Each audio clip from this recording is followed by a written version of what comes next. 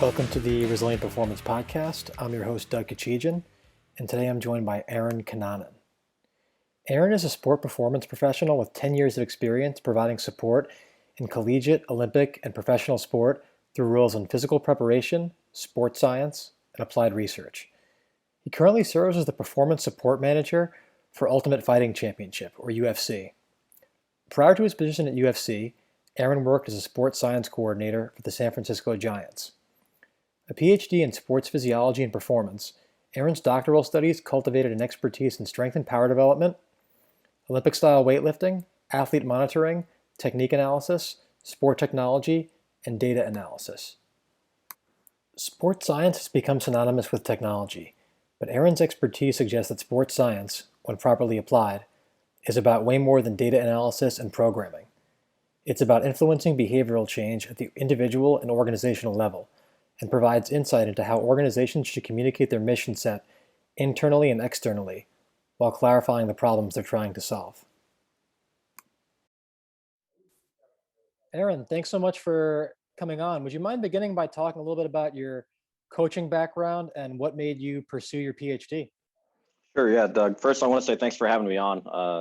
Enjoyed a lot of the insightful conversations you've had with your guests on the podcast. So happy to and honored to be able to contribute.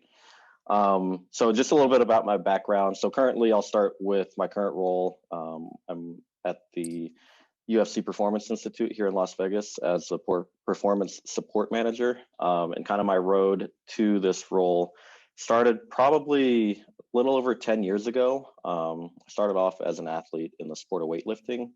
And then from that is how I got into coaching naturally, just, started helping out within the training hall, coaching some of the youth athletes that we had and just, providing feedback with the, training partners in the training hall at that time. And then, helping out at competitions and things like that. So that's how I got started in weightlifting and with coaching. And I was really fortunate during, that beginning stage to be in an environment that the training facility that I was at in Shreveport, Louisiana, it started as a youth program after the 1996 Olympics in Atlanta. And the director of the program, Kyle Pierce, he put in a bid in partnership with LSU Shreveport there.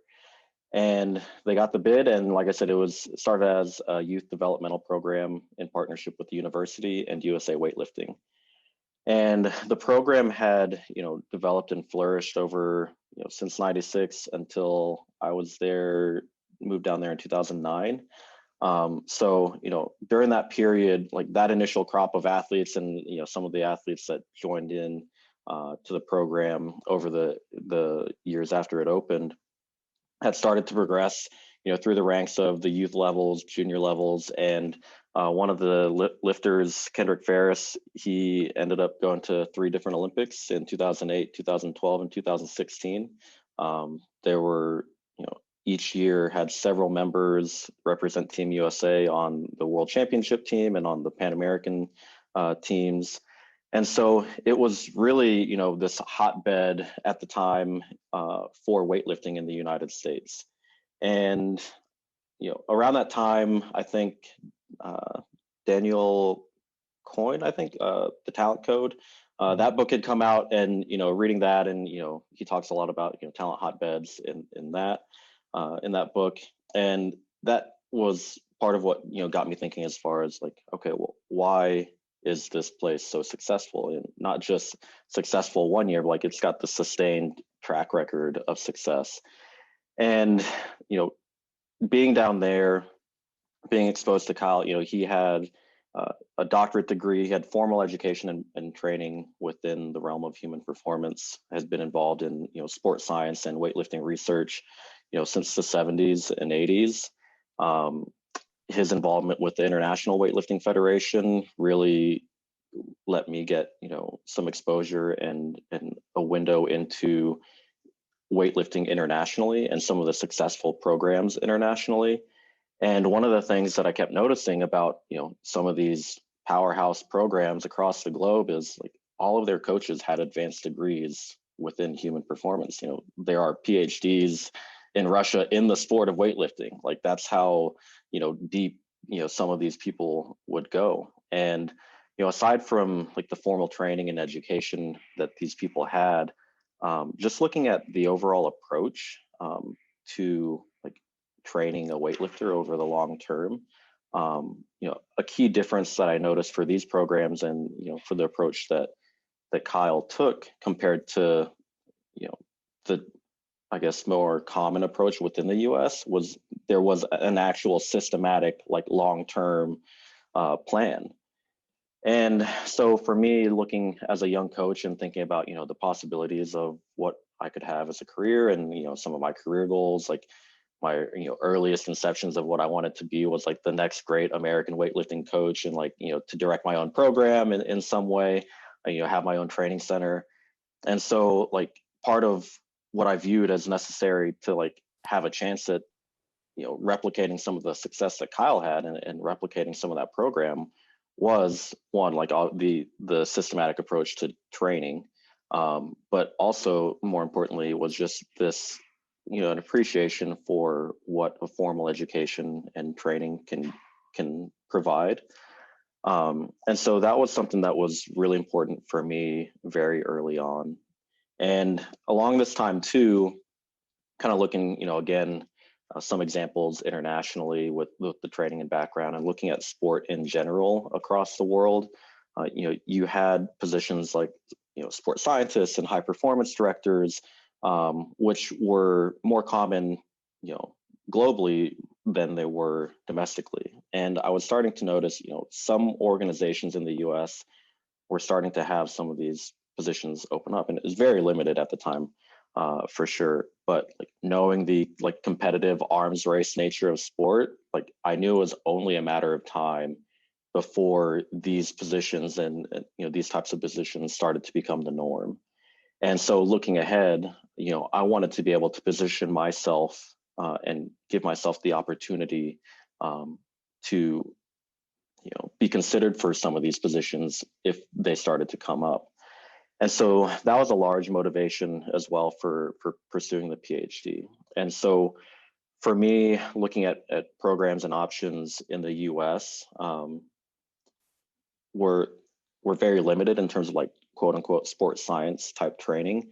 And the program at East Tennessee State University is where I ended up going. But a lot of the faculty that created that program, the original faculty, and some of them are still there now, or like some of the preeminent sports scientists, not only in the U.S. but across the world. You have people like Mike Stone, Bill Sands, Kimi Sato, who are all at the USOC in Colorado Springs for an extended period of time. Later on, they were joined by Brad DeWeese, who was the head of physiology at the training site in Lake Placid. And so you just had this collection of like these superstar sports scientists and coaches at this program.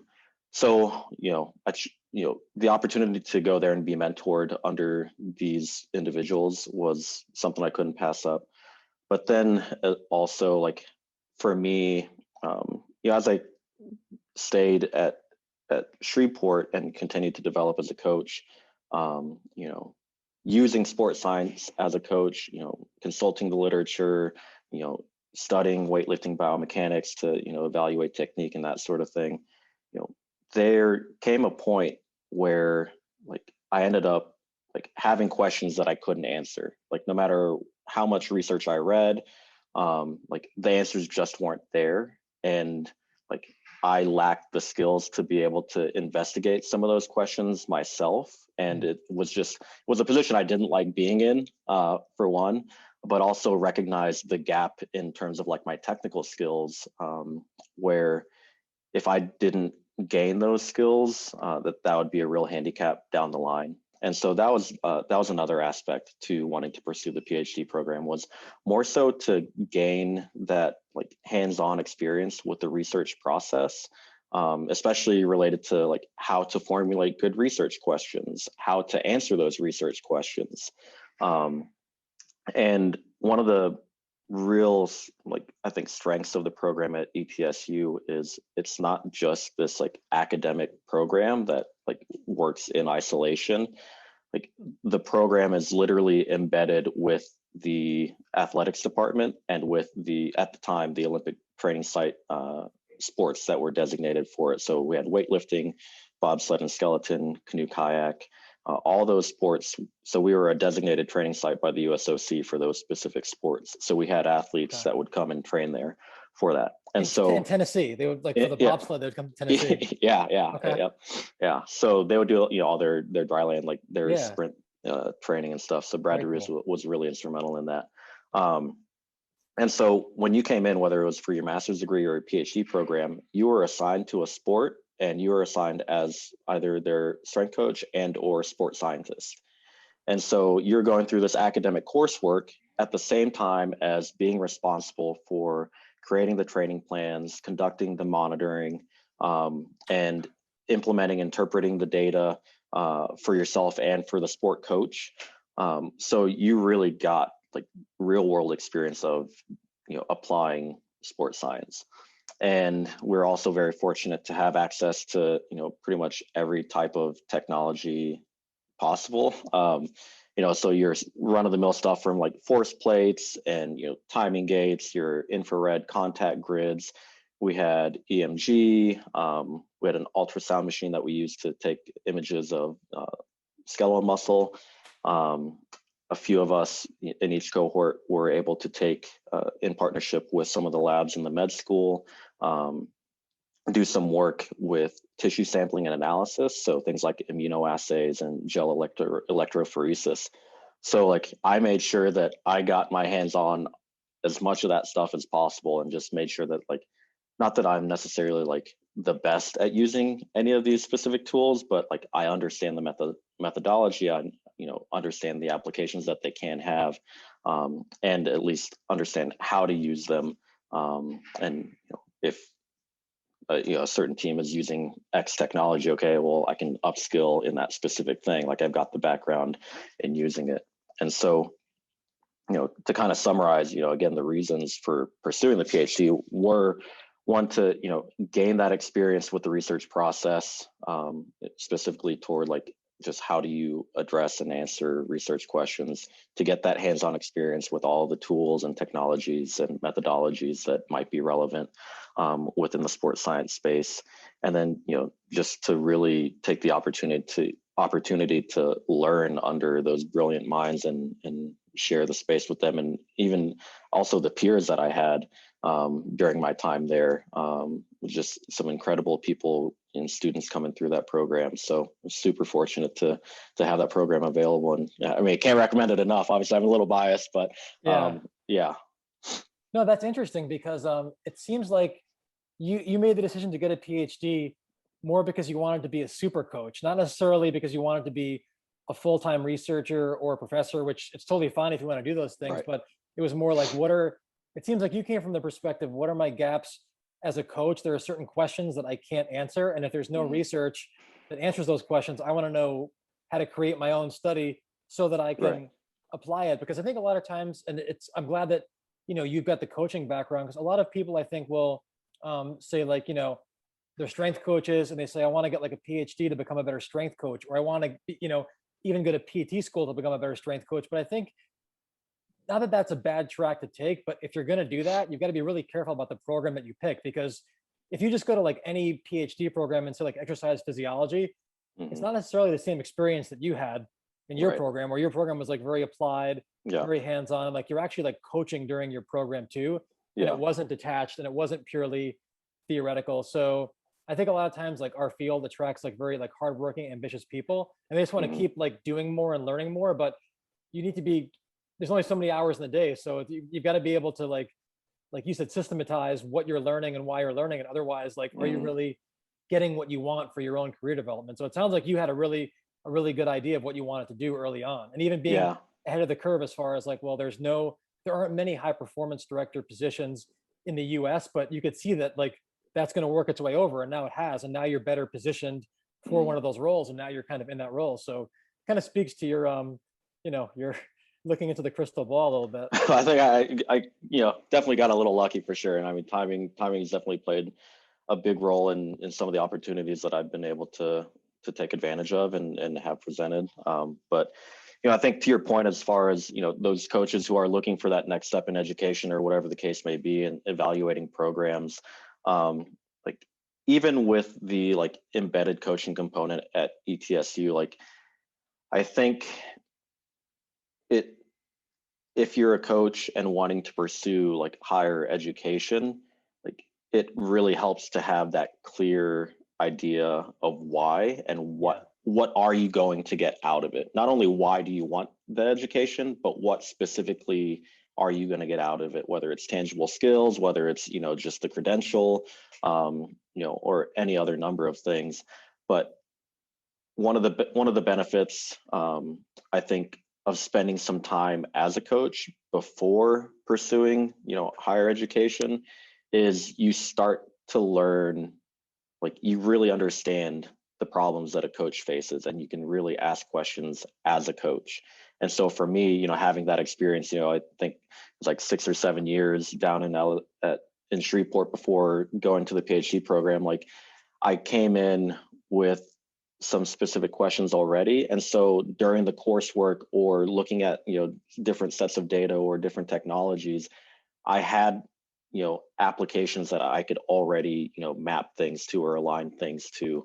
And so I think it's important, if you're interested in that, in going that route of like just taking the time of like what does that program offer, and kind of drawing those clear lines as far as what you're going to get out of it. And maybe some people just want the credential, which is fine. Like some people want more tangible things out of it, which I think is probably a little bit more fulfilling. But yeah. Yeah, no, it's a huge investment. I think you're just very pragmatic about, why you did it. Now, just out of curiosity, like what was some of the original research that you did during your doctoral program? Yeah. So I was fortunate to be involved in a few things. Like I said, I made it a point to get my hands on as much stuff as I could, and luckily people were willing to let me help out or like tag along or collaborate with them. But like my dissertation itself focused on barbell kinematics, and kind of going back to like posing questions as a coach. Like during my master's degree, there was a program called Canovia, which is like a video analysis software that allows you to measure, track barbell trajectory, do different linear measurements and angle measurements and stuff like that. And the nice thing about Canovia is it's free and open source, right? So this was when like smartphones are really like their camera capabilities are going up. Tablets are, everyone has tablets, everyone has smartphones, and so like I guess the opportunity to democratize like technique analysis was really appealing to me. And so my dissertation, we looked at lifts during the World Championships and the Pan American Championships, and did a bunch of different comparisons and analyses related to barbell trajectory and kinematics, things like horizontal displacement, vertical displacement, between those competitions, between the weight classes, between men and women, between regions of the world as well. So we looked at, I think in the study, 319 lifts of the snatch from those competitions. So that was like my primary area of focus. And again, just given my background in weightlifting, it made sense to kind of go that route for a dissertation project. Also, just like our lab itself, very like interested in like responses and adaptations to strength and power training. So was able to collaborate on a couple of projects, one looking at like accentuated eccentric loading during the back squat. So looking at the use of weight releasers. So you go down in the back squat, the weight releasers come off and you stand up. So did a few studies on that where we, with John Waggle, who was in the PhD program with me, he's now with the Royals.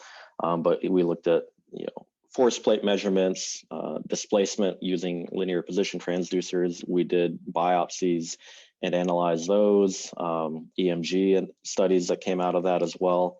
I was actually a subject in a 10-week training study looking at like traditional block periodization versus like repetition max, or like training to failure type schemes. And so like I had 2 biopsies from that, and just like got an appreciation for what it's like to be in one of those studies. Again, just looking at all the different measurements that we had. And then we also have our athlete monitoring program. So as I mentioned, the grad students, you get assigned as either the sport or the strength and conditioning coach and or sport scientist. And so part of that includes conducting this longitudinal monitoring program. And for most sports, that includes like preseason, postseason testing, or like coming in the fall before winter break, and then spring, after winter break, and then at the end of the spring semester, different testing. And the testing battery typically includes like body composition, isometric mid-thigh pull, jump testing, so unloaded and loaded squat jumps and counter movement jumps.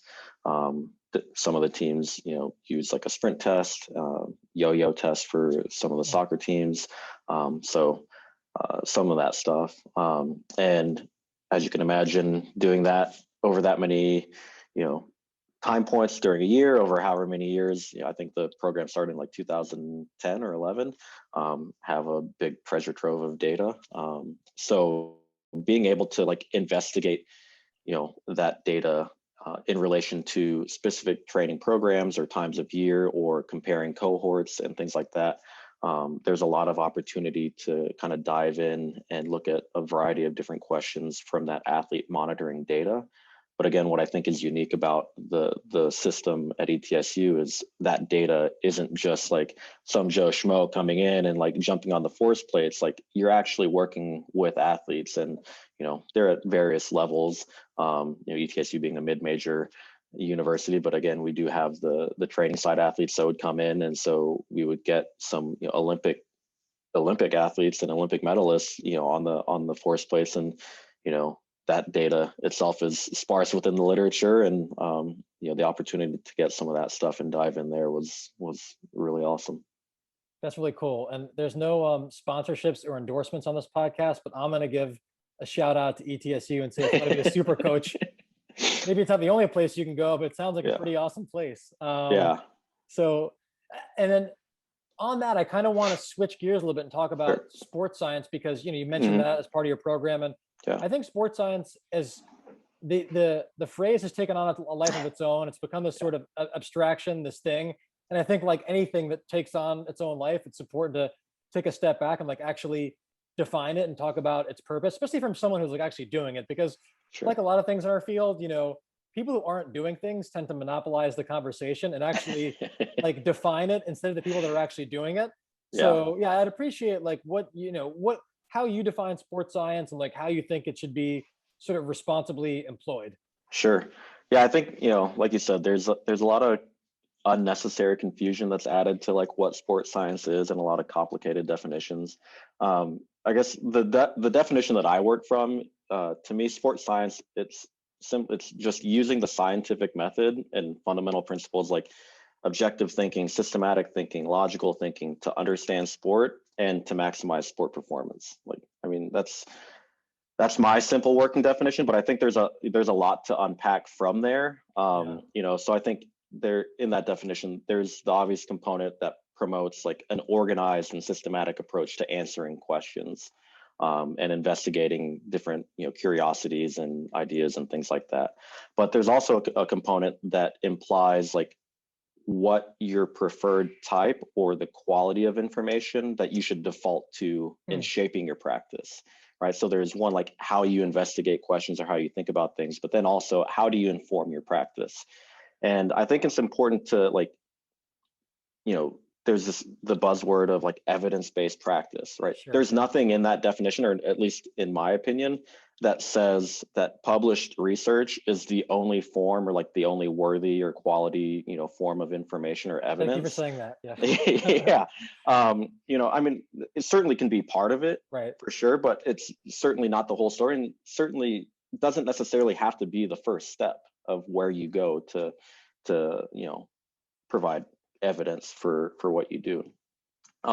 Practicing sports science might mean like you conduct your own internal studies or like quasi experiments, just because there might not be any information or published research out there based on the population that you work with, or that has to deal with the different environmental constraints or logistical constraints that you have to deal with.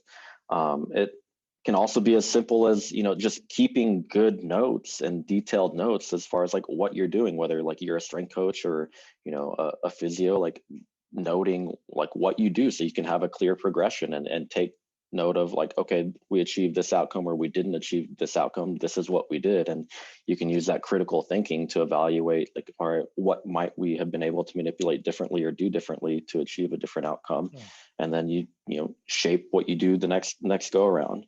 But I think that, depending on what your primary role is, whether, you're a coach, a sports scientist, physio, any other type of practitioner, even like within the front office of an organization, like how you interact with or apply sports science, it's probably going to be a little bit different from the standpoint of like at what scale that produced knowledge, that you interact with knowledge, share, consume, you know, that type of stuff and that information. Like who are you sharing that information with? Who are you getting that information from? How are you using that to influence your interaction with the athletes? And like I think it's also important to keep in mind that like doing sports science isn't like you do X, Y, or Z processes and like that means you're doing sports science. Like for me, it's more like of a mindset and a philosophical approach to how to guide, how you set up and how you go about solving problems and challenges within whatever your space is and whatever your role is. Yeah, I would say like presumably coaches should kind of be doing that, right? But I guess the reason why these fields exist is because a lot of times they're not, right? Right. Yeah. Yeah. And I think, that's where, again, looking at sports science as more as like as an approach, as a coach, you know, should you be, having your athletes jump on a force plate? Maybe, maybe not. Should you be, taking, a systematic approach to achieving specific adaptations? Like, how do you know whether, this intervention led to this adaptation? Well, if you don't keep track of what you're doing, you're going to have no idea what to do again next time or what to change or manipulate. And so to me, like at its most basic level, that's a form of sports science. Yeah. Is just, being rigorous in the information that we're collecting and the information that we're using as well. Yeah, and that's so it's almost like coaching and sports science should really be more of a continuum. It's not like it's two separate things. Sure. And that kind of leads me, you know, one of the most important things when it comes to data collection is what data are you collecting? And that's driven by what questions that you think are important. So, Absolutely. in your kind of like in your ideal world where everyone's working kind of seamlessly, who generates those questions? Is it the coaches? Is it the sports scientists or both? I mean, I would Yeah. think that it should kind of be both because I think sometimes Sure. coaches will say, well, you know what, like you're the sports scientist, like you work for me, I'll generate the questions. But if you're not a researcher, sometimes you don't always know what questions to ask and you don't Exactly. know what questions can be answered. So Sure. you might not ask the Absolutely. question because, and you mentioned part of the reason why you pursued a PhD is because you didn't know what kind of questions could always be answered. And having that research background, that doctoral training was going to help you to like ask better questions and just realize Mhm. what's possible. So in practice, like how should that work in terms of the question generation within the organization? Sure. No, that's an important question. I think it's something that, people within any organization need to like take a step back and think about. But from my standpoint, like I think that the questions and data should always be driven from the concerns of the end user, whether that's the coach or, anyone on the, coaching staff or within the Yeah. performance or medical staff. That doesn't mean that they're the ones generating the questions, Yeah. but again, they're driven from their concerns. Sure, they may come up with, Okay. something that through conversation, like say, hey, what do you think about this? Or how can we investigate this? But, kind of to your point, part of the role of the sports scientist is to filter those conversations and identify what are the things that we can investigate, or how can I translate this, conversation or this idea into a research question. And then, like you said, how do we even go about answering it? Can we answer it? And so for me, I think that the sports scientist is probably best situated as the filter and the person who, I guess, prioritizes which questions we're going to try to answer. And I think a lot of that more so has to do with like bandwidth than anything, because at the end of the day, like what if you're a coach or any other practitioner, like your primary focus on the day to day should be your interaction with the athlete. And it shouldn't be like making sure that they put on their GPS units and like downloading the data and like running the report. Like that takes away from the quality of your interaction with the athlete in most cases. And so like having a sports scientist on staff helps to alleviate some of that bandwidth and gives you a dedicated role or person functioning within that role to make sure that you know you're addressing some of the logistical or technical constraints to implement any sort of data collection, and to make sure that you have good data integrity off of the data that you do collect, because for some things, some processes are super sensitive, and if you don't collect the data in a certain way, like it's completely trash. You might as well just have a random number generator.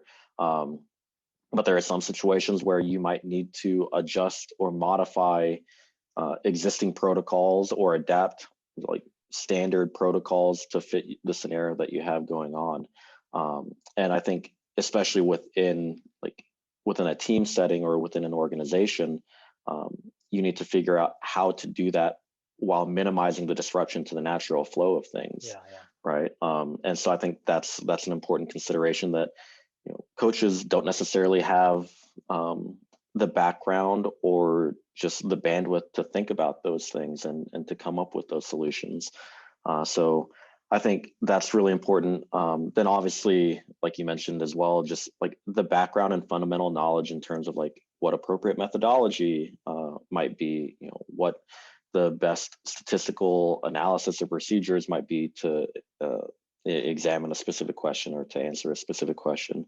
And so like while I think having the sports scientists to answer some of those more technical questions, it's also important that they're able to have those conversations with the coach, right? And like to speak the language of the coach, and like to take whatever the coach is saying and transform it into some like actual and question that you can investigate, but then also being able to back transform or that information back to the coach in a way that they can understand and digest it. And so you just have to be able to communicate effectively with them. And so that's another reason why I think having a background as a coach and spending time as a coach is valuable, because you kind of learn some of that stuff. You learn those concerns, you learn how they think, and it just makes it easier to communicate with them. Yeah, and some of this stuff gets kind of philosophical, and it's more that's like macro level organizational communication and that kind of thing. And my perspective might be biased because like just based on like who I follow and who I read, but I often hear, more often like I hear coaches and applied practitioners complain that like researchers and sports scientists aren't providing them with actionable things. But I also kind of look at it like if you're the coach, like maybe it's because you set up that sports scientist for failure. I mean, if we're talking about like accountability and ownership, I mean, I'm just trying to think out loud here, because if there are people who are like head coaches or more on the applied side of things, less so much the data collection, it sounds like what you're saying is if I'm the head coach and I want to maximize your talents because I have you on the staff, I'm thinking that the best way to utilize your skill set is to say like, look, here are the problems that like I as a coach like I'm looking to solve that I haven't solved yet. So that's kind of like you said, you're who's the end user. So if I'm the coach, really the end user is the athlete, but I'm a proxy to the athlete. Sure. So I'm saying like here are the problems that we're trying to solve. Because even if I ask a question and say here's the actual question I want to get answered, I've kind of like constrained you and micromanaged you as a sports scientist or as a researcher. Whereas if I say, okay, like Aaron, like here's the stuff that like I'm just scratching my head, I don't know how to solve these problems. Now, if I just say like, can you help me solve the problem? I've empowered you to come up with a solution. And now you can use your creativity and everything at your disposal from like an expertise standpoint versus like really pigeonholing you into a certain role. So I think that sometimes like, yes, I'm not saying it doesn't work in the reverse way where coaches do empower sports scientists and researchers and the researchers fail them. But I think a lot of times coaches are very skeptical of researchers. And because of that, it's sort of it biases how they utilize the research of the sports science team. So if again, for someone like you, if you could just summarize like how do you think coaches or applied providers can best utilize your skill set and empower you within that organizational sort of framework. Yeah, I mean, you raised a few really good points, and I think, you gave the example of like the coach, I guess, pigeonholing or constraining, or the sports scientists are like saying, oh, you're not giving me anything actionable. But I think it's a two-way street, right? Like Yeah. the the coach has to be willing to like open themselves up, and the sports scientist has to be willing to Yes. like try to meet. They have to meet in the middle. And I think too many times it's like it's always one side trying to like impose themselves on the other. But something that you said in terms of like coming up with solutions, and I think sports science functions best when it's solution oriented. Like when you can connect some process, whether it's data collection or some like research initiative, directly to a decision making process, like to a specific like some solution, like there's a tangible outcome that that process is tied to. um, that's where I think you're going to have the most room or potential for success, and not like just chasing your own tail and going off on these wild tangents of like, oh well, the coach wants me to investigate this. Well, it's like, all right, what problems are we trying to solve, and coming up with the solution, and tying everything that you do to a specific outcome. And so for me, in terms of like, I guess I don't know if this is too uh, like philosophical or whatever, No, but from the let's go there. standpoint of like, you know creating an environment where not only the sports scientists can thrive and flourish, but also like the whole team, like the performance team and the coaching staff as a whole. Like I think I've been very fortunate to work in these environments, where you enable your practitioners and your staff with autonomy to make decisions. um, and you do have that open communication. Like I mentioned, I think it is a two-way street where you're able to give your side of things, the other person is able to give their side of things, and you actually try to understand where they're coming from. You have that open communication. There's no like egos or defensiveness or anything like that. No. You're communicating for the purpose of trying to gain greater clarity and like shared understanding, right? I think it's also important to value expertise, along with that autonomy. Like as a professional, like, whether you're a coach or a physio or dietitian or whatever your role, like you have some level of training, and like there's some minimum standard of Mhm. expertise that you should have. And like, one, you yourself need to be able to like stand behind your name and the decisions that you make.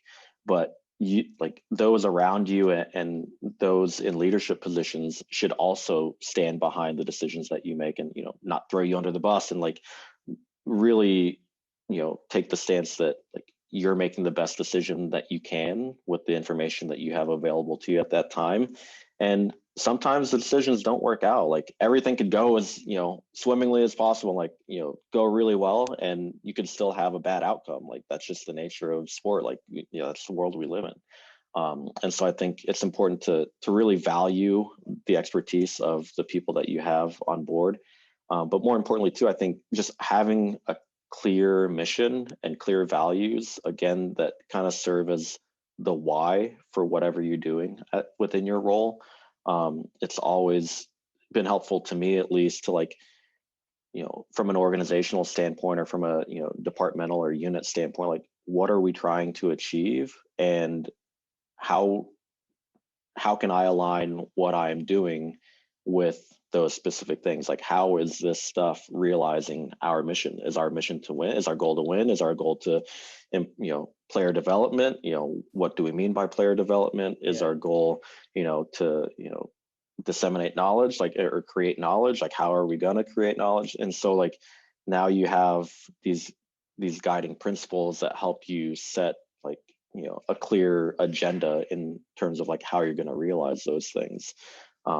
So yeah, I don't know, kind No, of. there's so many variables, and that's why it's so interesting. And then, so like assuming that this is being done the quote unquote right way, you got the sports scientists, the coaches with the same organizational vision. It's a collaborative process as far as like how to generate questions or at least identify problems. Then everyone's being empowered to best utilize their expertise. Ultimately, you still, once you answer the questions, it has to lead to some kind of a behavioral change in a human being. Because it's not just knowledge. It's about like, okay, we've solved the problem, like on an academic level. Now, how do we get athletes to to employ whatever it is that we discovered? What do you find tends to be like the bottleneck in this process? Is it the behavioral change aspect? And what are organizations, like the ones that you've worked in, doing to take the things that you found and like make them really actionable and get athletes to embrace that, like, this is important, it can make you better? That's a really good question. I think, looking at my previous role, as a sports scientist and current role even, like looking at the value of sports science within an organization. I guess not to bury the lead, but I think first and foremost, within competitive sport, I think it's important to acknowledge that like winning is important. Like we should all care about winning to some extent, right? Like that's literally one of the defining criteria of competitive sport. Like there's winners and losers, but as we all know, like the win-loss record doesn't tell you the whole story. And when you hang your hat on win-loss as like your only or even your primary measure for success, like you just hog tie yourself, and like it's such a myopic like approach that when you aren't winning things, like there's nowhere else to look. Like you have no other way there in terms of like actionable things. Like what can you action if the only thing you're looking at is win loss? And so I think, to get back to your question, from my standpoint, I feel like sports science can or should give you the ability to really peel back the curtain and identify other criteria for evaluating success, right? So it empowers you to take accountability, right? Take accountability for your practice as a professional, which some people don't want to do because they don't want to put their neck on the line. Sure. But I think for that approach to work, like to really be able to peel back the curtain, you really have to take the time and like spend time critically thinking about what are successful outcomes in your space. Like how would you define success if it's not winning? And then from that, identifying what processes influence those outcomes, and then from that, what parts of those processes can you actually influence or manipulate yourself as a practitioner? And then going the next step, like what are the actual mechanisms that you have available to you to influence those things and those processes? And so I think, going through that exercise of like starting here and working all the way down to like what the mechanism of interaction is like that allows you to define very clear outcome measures, that go far beyond win-loss record ever could, right? Because there's countless scenarios where winning isn't the most important thing. Like in a very acute sense, you have a guy who's rehabbing an injury and like their contract hinges on them being able to perform. Like they couldn't care less about winning. They just want to be able to play, like to be able to get that contract. Or, in our case here at the UFC Performance Institute, it's kind of a unique scenario where we're open to the entire roster of over 600 athletes, right? So they can use us as they please, engage with all the services that we offer. But say that we worked with every athlete on the roster and we were fully engaged with our entire portfolio of services, from sports medicine, nutrition, S&C, sports science, sports psychology, and we were able to influence every athlete's training process positively, right? The best that we could ever do in terms of win-loss rate is 50%, right? Because they're all fighting each other, and so like win-loss rate, like as a measure of success, doesn't make sense. And so for us, that's one of the things that we've really been spending a lot of time having conversations about is how do we measure success in terms of like, what about the training process or our interaction with the fighters can we have a positive influence on?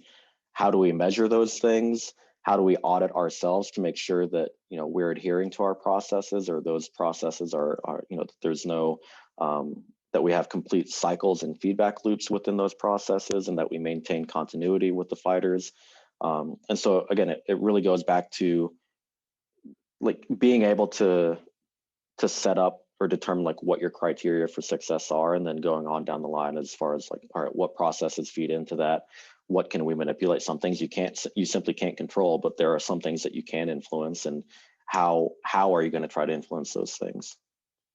Yeah, I mean, it's so interesting because, we talk about there's so many layers to this, and it's like, all right, well, you're collecting data, you're auditing the athletes, the coaches, but then who audits you? But then who audits the people that are auditing you? It's just like Right. in a hierarchy, if that's the organizational structure, even after a while, like, all right, like someone even at the top, it's like, well, because by virtue of you being on the top, no one, like, you can't be questioned either, right? So that's why, like, the communication piece is so important, and the lack of ego, because in any organization, like, yeah, there's probably a place for hierarchy at certain points. There's also a place for more of a, kind of a flat structure and more of a Yep. collaborative, or, Yep. even where those hierarchies change, right? Depending Yep. on what's, like, who you want to defer to with whatever problem needs to be solved. So, Mhm. and obviously, like, we're not going to solve this and answer all these questions now, but I think it's just thought provoking to hear your perspective on it, and just appreciate, like, all the pieces to this. And so I guess to make us, like, more digestible, I want to hear a little bit more about your personal experiences with this stuff. So we'll start with Yep. maybe the job prior to UFC. You were working Sure. in Major League Baseball with the San Francisco Giants. So, Mhm. when you were working in baseball, like, what kind of problems were you and your colleagues tasked with solving over there? Yeah. So that was a really it was an amazing year. Like, it's a great opportunity. So my role as sports science coordinator, starting with the Giants, that was a brand new role. Uh, there was a lot of, I guess it was very open ended, in terms of like what direction it could go. Um, and I think it was, obviously we had all the effects of the COVID pandemic, and kind of the disruption to like life globally, but all, within the world of baseball, disruption to the season. But what I really tried to focus on was just really having meaningful conversations with the staff and with the coaches. And, we were able to start to move those conversations along. And like, part of me, like, I miss baseball because I feel like we were really getting to the point where we were setting the stage to really move the needle in 2021. Like, that first year was really just about, information gathering and building relationships and identifying, like, what processes are currently in place. Like, from an athlete monitoring standpoint, the S&C crew, like, they were, early adopters in a lot of sport technology, from like force plates to do jump testing, the Nord board for eccentric hamstring strength. They did various other performance tests along the way. And so a lot of the conversations centered around, making sure that the processes related to the monitoring program were, as robust as they could be within our space. And a lot of it too, like, the way that I tried to drive the conversations, was, and this kind of speaks to your point as far as like organizational structure and like flow charts and hierarchies. And not that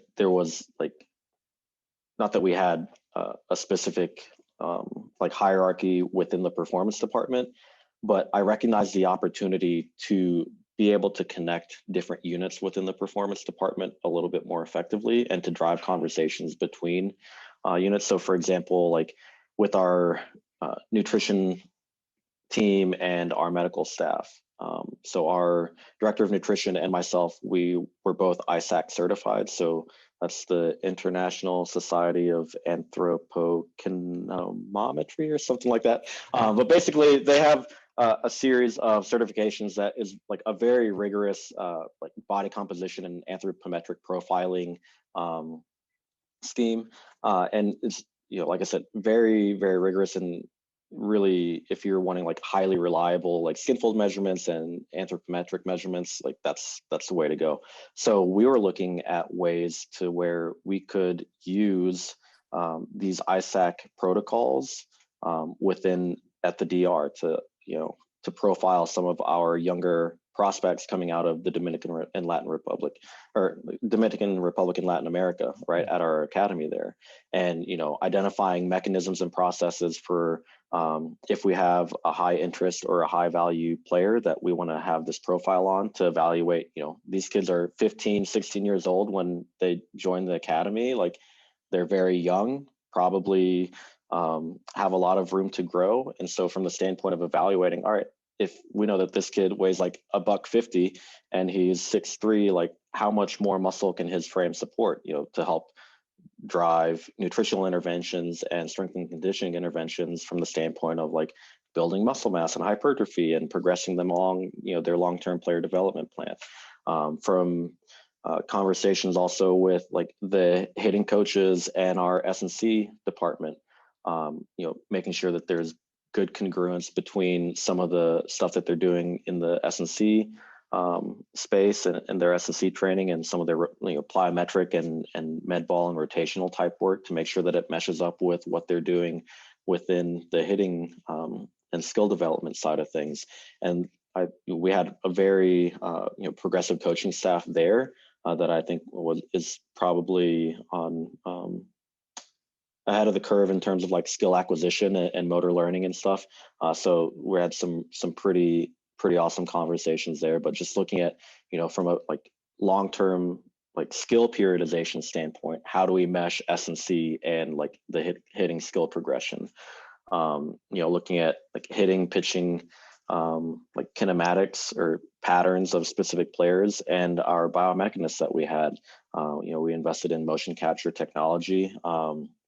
And that spring training started to roll it out to build, kinematic profiles of our pitchers and, being able to drive conversations as far as like how we might be able to leverage this information, like what the best way to interpret or view this information might be on an individual level and on a like player development plan level. And within like the minor league system as a whole, looking at the different levels of the minor league system and looking across to all the other areas within the department from S&C, medical, nutrition, and skills development. Like, how can we identify KPIs or markers that we can use as criteria to evaluate whether we are actually progressing these players? Like, how can we set quantifiable targets to measure whether our players are progressing? Because the goal is to get them up to the major league level, right? To turn these prospects into major league caliber players. Well, how do we know when they've reached that level or if they're ascending levels outside of their performance, in games? Like, what are there any other measures that might be valuable to work on to at least make progress along those lines? So you did all that stuff in a year. I mean, it was, like I said, it was a lot of road mapping and just having a lot of those conversations and recognizing what our starting point was, right? Like, so like I said, it was a brand new position coming in that year. And I think we all like took a step back and recognized like we're not gonna, like, Rome wasn't built in a day, and like we all had like a very lofty vision and ambition of like what we're trying to build the program to become. And so I think we were realistic in terms of what our starting point was and what conversations we needed to have and the planning that we needed to start doing now in order to position ourselves to make progress on down the line. Like I said, we were really starting to like in the off season, especially this fall, really having a lot of great conversations with the staff and things starting to come together, and positioning ourselves for leading into 2021 to really like start on some of these long-term projects, like, stage one of this specific area and that sort of stuff. And then you do that for a year and you jump into a totally different sport, MMA, and now you're in UFC. So what kind of problems are you working on now? Yeah. So I think for us, like the goal for us is like and everybody probably says this, but like being athlete focused, like our goal and large part of my function is to help facilitate that holacratic approach that you were speaking to, where it's not a vertical hierarchical structure, it's like that flat horizontal structure where any given area is taking the lead as appropriate for that athlete at that specific point in time. And we have over 600 fighters on the UFC roster. Most of them live not in Las Vegas. So whether that's, nationally across the US or more likely across the globe, there's a lot of different permutations of like where a fighter is in terms of like their training camp or their training process. Like some people don't have a fight lined up. Some people do have a fight lined up. Some people want to engage with medical. Some people want to engage with the nutrition team, some S&C, some different combination of those things. And so, kind of going back to one of the points I made earlier, where like as a practitioner, like you get sucked into the day-to-day interaction with the athlete, it, you know, you're addressing like immediate needs of the athlete and like the very acute needs of the athlete. And it can be tough to take a step back at times and like look at the bigger picture. And so a lot of my role, like the function is like just gives a very high level overview of like observing how we're engaging with the fighters. And I think like I've been able to take advantage of like being a good generalist, I would say, to really serve as a conduit and to like thread the needle between the different departments that we have within our portfolio, to make sure that the departments are working together and synergistically rather than like individual, like, okay, the athlete is working with, this PT and, they're also working with this S&C. It's like, how can we make sure that we're connecting all of the different areas that a fighter is engaged with to give a cohesive and, coherent like approach to our engagement with that fighter. And for us, large part of the role too is like being able to have some of those like higher level and I guess so like somewhat philosophical conversations in terms of like understanding like what is the fighter journey in terms of their interaction with us, like um, how do they engage with, are there any patterns of how they engage with specific departments, or are there clusters of services that they tend to use, and how can we drive specific forms of engagement? Like if we think a fighter should engage with us like this to achieve maximum effect, then how can we influence and nudge and encourage that type of engagement? And I think a large part of it too is looking at like coming off off of last year with all the effects of COVID and some of the lingering effects, and also just looking at the growth of the company, like looking at how, some of those factors definitely have a shape in terms of, or have an effect in terms of how we engage with the fighters. And so we need to take the opportunity to like look at what of those effects are permanent, and then what of those effects can we, alter or manipulate a little bit to allow us to leverage our engagement with the fighter and to push a specific type of interaction that might be the most beneficial. And so some of the stuff that we do, we've started to have performance meetings with our, some of those include just our staff internally, like the leads from each area that's primarily working with a fighter, where we're just all getting on the same page and kind of doing like a case review of our engagement with the fighter.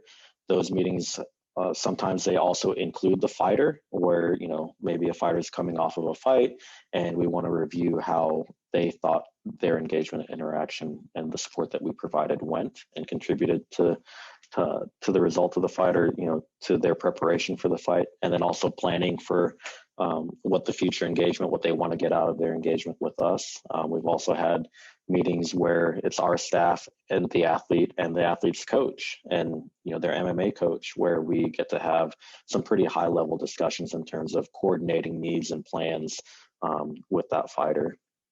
So that's been really exciting to have those conversations, kind of see those meetings start to evolve, and kind of going back to some of the early conversations that we were having in terms of like identifying actionable items.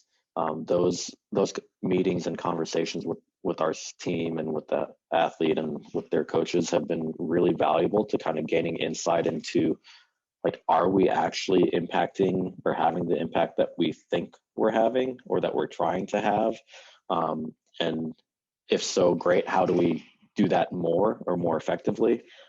If not, then go back to the drawing board and see what we can do to make things more effective. So like from an organizational standpoint, I think we're always trying to refine and iterate on our processes with a big focus on like streamlining and scaling, being able to scale our services and our interactions.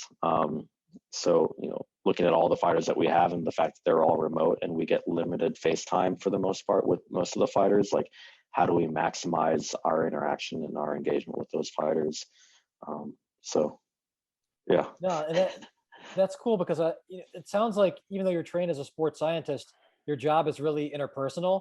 And I think there's often a perception it's like the sports people who are trained in sports science or sports scientists are just looking at Excel spreadsheets all day. And that seems like it's not what you're doing at all. I mean, I'm sure there's some component, there's some element of Sure. that, but Right. you're really like managing people and you're kind of a connector, which I think is really cool. And I think that speaks to, you know, if you why do people pursue some of these programs? Like an organization like UFC is not going to let you be a connector unless you probably have a high level degree, right? So, like not anybody has like that sort of generalist knowledge base that you've accumulated over the years to be able to kind of see the commonalities, see the patterns, and then get people to sort of speak the same language, kind of like the conductor of an orchestra. So yeah, I mean it's even opened my eyes up to just what's available to people who are trained in sports science and how the reality I think is actually like can be a lot grander than what the perception is. It's not just data collection, analytics, and then just spitting out algorithms. It's a lot more than that. And you can have a love of coaching and also utilize some of these research methodologies and still be very much like involved with people. And that seems like that's been the case in your career. Yeah, absolutely. And I don't know if I'm sure part of it is just like a function of my personality, like my Yeah. interests, but I do think that there is a very real space and opportunity for that with, like, as you mentioned, like for a sports scientist to take on that sort of role. Like I've sort of just like taken this approach because that's what made sense to me, but I do think there is real value in taking this approach as just like sports scientist per se, right? Where you are trying to, be the connector. And I think, going back to at the start of the interview where we were talking about like that background as a coach and some of my early background, starting off in Shreveport within that type of training environment, like looking at training for the Olympics is like at least a 4-year deal in most cases, and like taking that long-term vision of what the training process is and like understanding that it's not just the physical training. There are other aspects from like the sports medicine and nutrition and sports psychology and so on down the line. Like being able to be exposed to that type of approach very early on has definitely shaped like how I practice currently, or like the way that I try to like position myself within my role currently. But I think it's definitely, in my eyes, a valuable way to look at things, to where certainly you have your specialists in whatever different area, and they fulfill specific functions within an organization. But it does help whether it's a sports scientist or like a performance manager, performance director type role, that does provide that continuity across the entire performance team. I think it's super important to have that.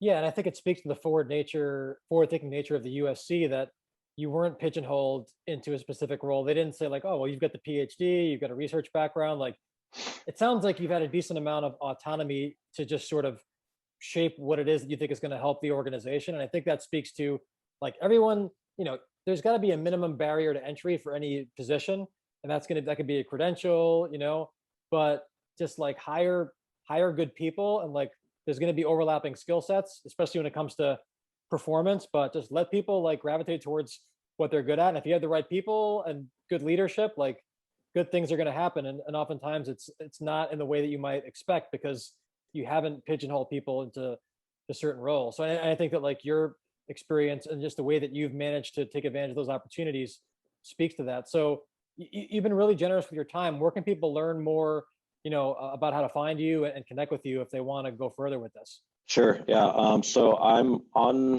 social media with Twitter and on Instagram. I'm more active on Twitter. My handle is Aaron J. Cunanan, so AARONJCUNANAN. If you want to email me, feel free to reach out, aaron.cunanan@gmail.com, or my email address here is acunanan@ufc.com. I do want to plug too, not sure when the interview you'll publish the interview, but we are releasing volume 2 of our journal, which the first volume was kind of like the insights from the first year or two of data collection and like looking and investigating some of the insights from that. But this one is a little bit different, where over the last 4 years now, being able to share some of the processes and strategies that the team has come up with, both here and in Shanghai, in terms of like nutritional interventions around weight management and weight descent, strength and power development across different phases of, whether you're out of camp, early camp, or, getting really, really close to the fight. Sports science engagement in terms of like monitoring recovery and things like that from a medical standpoint, self-care. There's sports psychology pieces in there. There's an MMA component in terms of like structuring skills development and like periodizing skill and sparring sessions within the space. So that should come out, I think, May 4th. So it's a free download. No, it's free. It's no yeah, brainer. I didn't even know that existed. So I mean, I was gonna say like I'm gonna buy this when it becomes available. Yeah, but, so, all right. Yeah, so super excited about that. That's a real big area of emphasis for us, especially over the next few years, is like really sharing our knowledge and insights to really help push conversations forward, not only within the MMA space, but just within sport performance as a whole. So super excited for that to come out and hopefully engaging practitioners around the world in conversations off the back end of that. Yeah, so we'll try to hyperlink that in the notes, because I think it's probably going to air in like 2 weeks anyway. So okay, May perfect. 4th falls before that. But yeah, I mean, I appreciate the time. It was a lot of fun. I know we've been wanting to do this for a while. Yeah, it's good that we finally did. I appreciate it, Doug. Thanks for the opportunity. Thank you. Thank you for listening to the Resilient Performance Podcast. As a thank you for listening, please use promo code PODCAST for 10% off our professional development resources at resilientperformance.com. Also, make sure to sign up for our mailing list to receive exclusive content and promotions.